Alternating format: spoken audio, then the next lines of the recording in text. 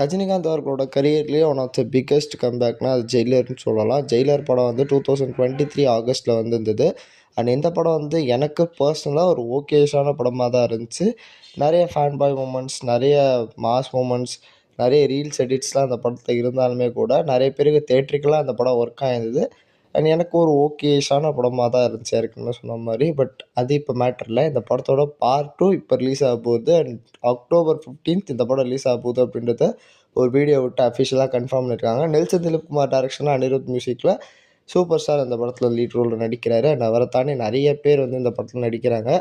வழக்கம் போல் கேமியோஸ் வச்சு தான் அந்த படத்தை ஒப்பேற்றலான் இருக்காங்கன்னு நினைக்கிறேன். ரித்திக் ரோஷன் கேமியோவில் எக்ஸ்டெண்ட் பண்ணியிருக்காங்க அப்படின்றாங்க. அதை பற்றி நான் உங்களோட ஒப்பீனியன்லாம் கமெண்ட் பண்ணுங்கள்.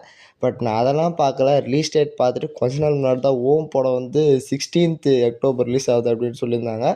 இப்போ இந்த 2 படமும் கிளாஷ் ஆகுமா, இல்லை ஓம் தள்ளி போகுமா அப்படின்றத வந்து நம்ம வெயிட் பண்ணி தான் பார்க்கணும். ஆனால் ஜெயிலர் 2 ரொம்ப பெரிய பட்ஜெட் படம்.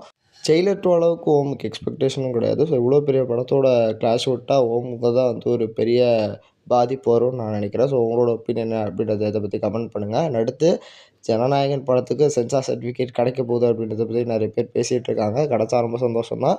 ஜூலைக்குள்ளே அந்த படம் வந்துடும் அப்படின்ற மாதிரியும் நியூஸ் வந்துகிட்டு இருக்குது. உங்களோட ஒப்பீனியன் கமெண்ட் பண்ணி மறக்காமல் சேனல் சப்ஸ்கிரைப் பண்ணிக்கோங்க. Till then good bye from RL.